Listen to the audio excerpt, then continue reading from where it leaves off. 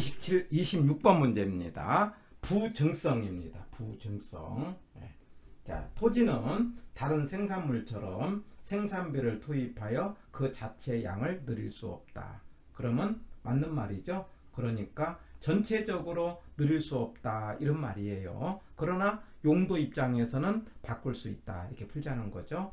2번 자연물인 토지는 유한하여 토지의 독점 소유욕을 발생시킨다. 그러면 맞죠. 만들 수 없으니까 자기만 가지려고 하고 다른 사람에게 줄 수가 없다. 그래서 맞는 지문. 3번 매립이나 산지개간을 통한 농지나 택지의 확대는 부중성 예외다. 자, 이 지문 꼭 알아주세요. 말하자면은 우리가 바다가 육지가 됐다고 해서 우리가 이게 전체 땅인데 이만큼이 바다입니다. 그리고 이만큼이 육지예요. 그런데 바다를 메꿔서 이만큼 육지를 만들었어요. 그러면 이게 부중성이라는 건 전체가 늘어날 수 없다 이 말이거든요. 그러면은 바다가 육지가 됐다고 해서 전체적으로 늘어난 것은 아니죠. 그래서 부중성의 예외다 그러면 틀리고 부중성이다 라고 해야 됩니다. 해서 3번이 틀린 지문입니다. 다시요. 바다가 육지가 돼도 매립이나 이거는 부중성이다 이렇게 하고요. 하나 더 기억하신다면 홍수가 나서 땅이 없어진다고 하더라도 유실이 되어도 우리는 영속성이다 이렇게 푸는 거예요. 아까 영속성이라는 것은 공간이라고 그랬어요. 그렇기 때문에 공간이라는 것은 이렇게 딱 이제 변하지 않는 거기 때문에 땅이 없어졌다고 하더라도 그 공간이 없어지는 것이 아니라고 봐서 홍수가 나서 떠내려 가도 영속성이고 그 다음에 바다가 육지가 돼도 부중성이다 라고 풀자는 것 해서 3번이 틀린 겁니다. 예가 아니고 부중성이다 이렇게. 4번 토지의 지대, 지가를 발생시키고 최이호 이용의 근거가 된다. 자, 지대 땅의 이용 대가, 지가 땅의 가격이에요. 지가는 지대를 2자1로 나누자 이렇게 하자고 그랬어요. 그런데 땅이라는 건 만들 수가 없기 때문에 부증성, 그래서 용도의 다양성을 생각해 보자. 그리고 용도의 다양성에서 최이호 이용하자. 그러면은 맞는 지문이죠. 그 다음에 5번 부중성 때문에 희소해서 공간 수요의 경쟁이 유발된다. 맞는 말이죠. 해서 26번의 정답은 3번이고요.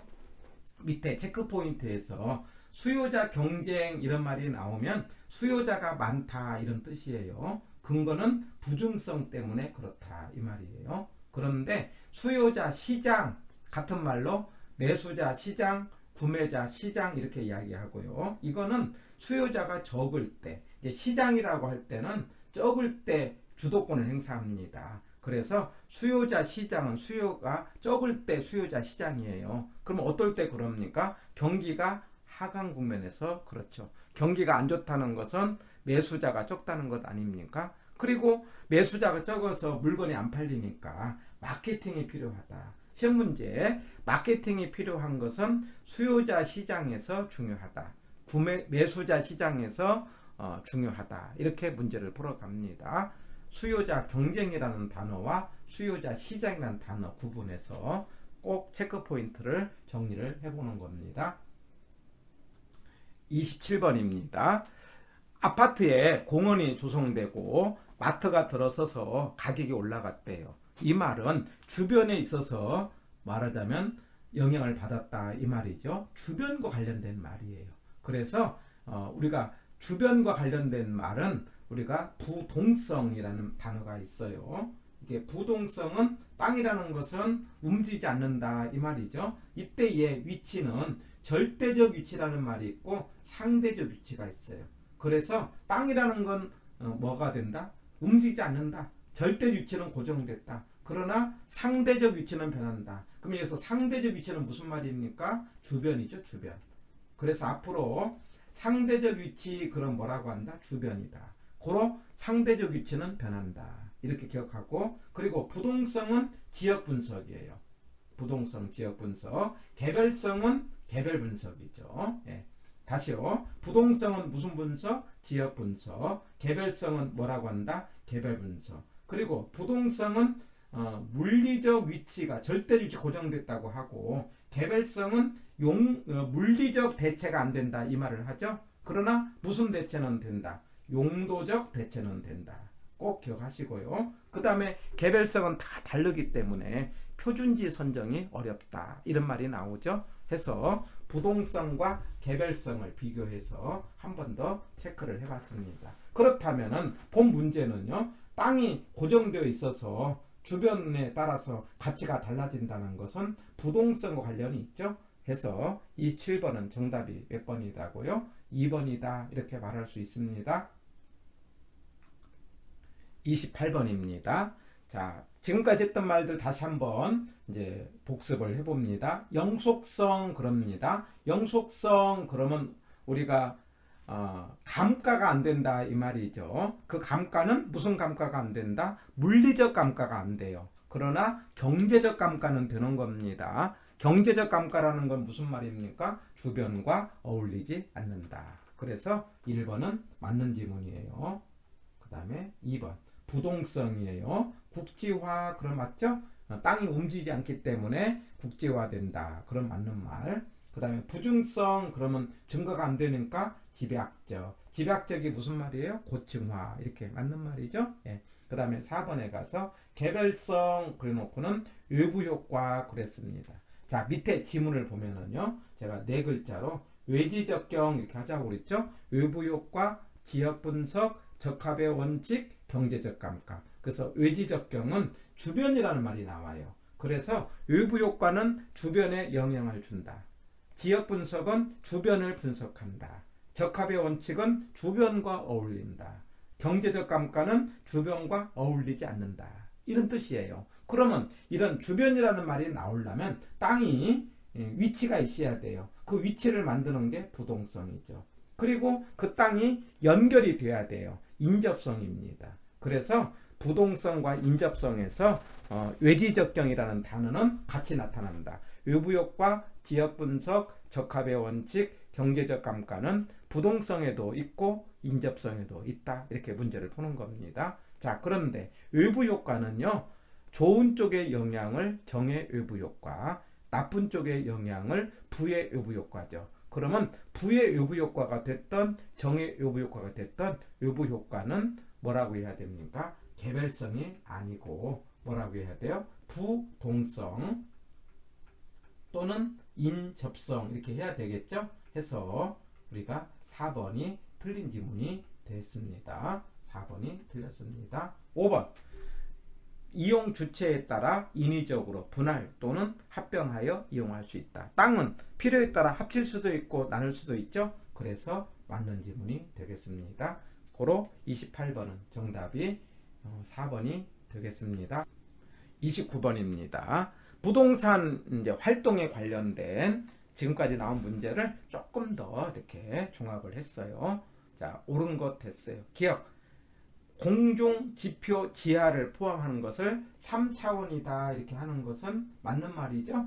그래서 한 번 더 정리를 체크 포인트로 해본다면 우리가 3차원 입체적 그런 같은 말로 하고 위에 있는 권리를 뭐라고 한다? 공중권, 지상권이 아니라고 했어요. 그 다음에 지표권, 지하권 이걸 묶어서 3차원인데 공중권엔 두 개가 있고 공적 공중권 그 다음에 사적 공중권이 있는데 특별히 여기서 공적 공중권에 해당되는 게 항공권, 전파권이라면은 사적 공중권은 TDR, 개발권 양도, 일조권, 조망권.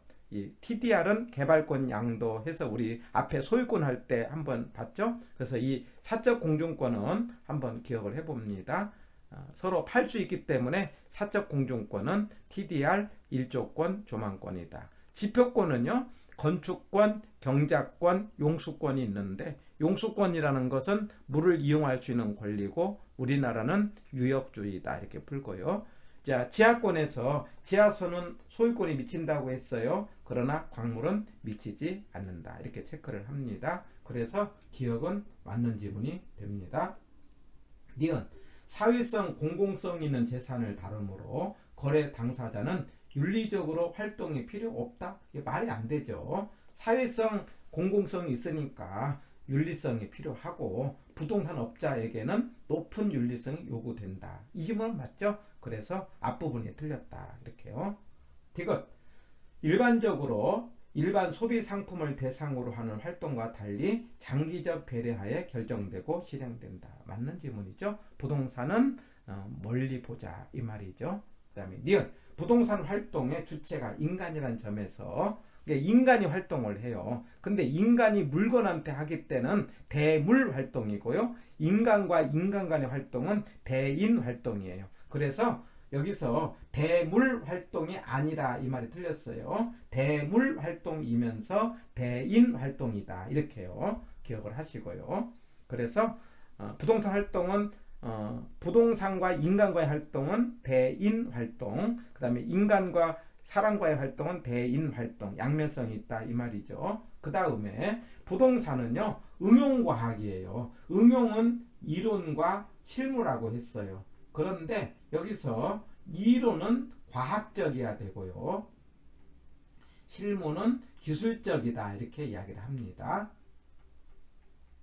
그래서 부동산학은 응용과학이니까 이론은 어떻게 해야 된다? 과학적이어야 되고 이론은 기술적이야. 실무는 기술적이다. 그렇기 때문에 니을에 가서 체계화된 이론 활동으로 기술성보다는 과학성이다. 이게 또 틀렸다. 부동산학은 응용과학이니까 기술성도 필요하고 과학성도 필요하다 해야 됩니다. 그래서 니을은 틀린 지문.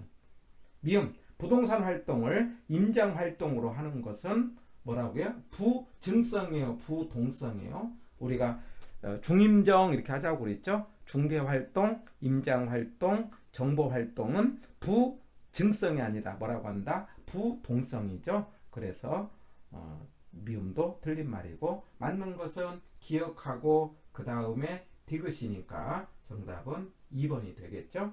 해서 29번은 2번이 정답이었습니다. 여기까지 해서 우리는 부동산 특성에 관련된 지문들을 공부를 했습니다. 이 부동산 특성은 상대적으로 조금 용어가 까다롭습니다. 그러나 제가 나누어서 차근차근 설명했던 것들을 반복해서 하신다면 절대 여기에서 벗어나지 않고 문제가 나올 수 있기 때문에 복습을 통해서 내 것으로 정리를 하시기를 바랍니다.